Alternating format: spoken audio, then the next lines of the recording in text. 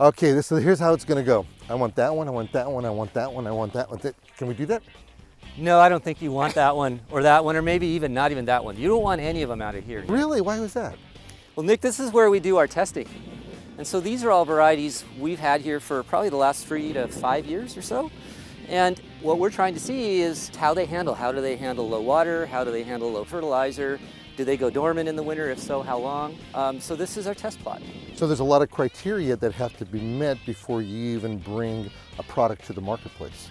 Yeah, absolutely. It takes years. And then suddenly it does something unsuspecting, like it maybe gets disease. And we don't want that to happen in somebody's yard. So we need to make that happen here first. Okay, this way there's no surprises when the consumer gets it. That's right. Okay, so everything has to be tested, everything has to be uniform. Do you also test like when you mow it, it's a little higher and lower and all that as well? We do. We test it with the type of mower it takes.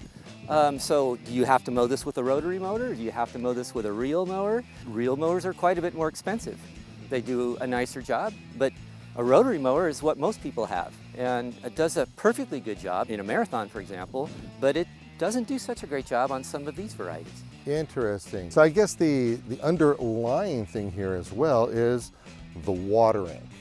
That's a huge concern in Southern California, and I would imagine that's one of the criteria that this all has to come under as well.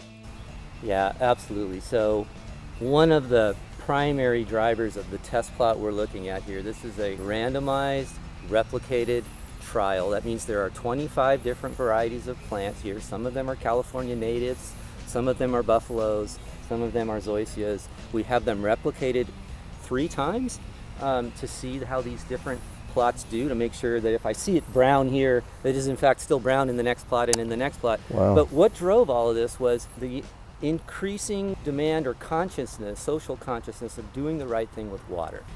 So wouldn't it be nice if I could have a beautiful living green lawn and never have to water it?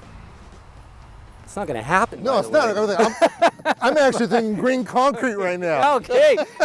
And that don't feel very good under the toes. Yeah, or you could put synthetic down there, and of course, maybe you should have some insulation on your shoes, because otherwise you're going to burn your feet. Yeah, and kill the soil. And kill the soil. Okay. Yeah, wow. Okay, so there's a lot that has to happen over here, and it's not just a matter of throwing that seed in the ground, watching it grow. No, there's a lot to it. Well, I guess on that, I'm going to have to thank you.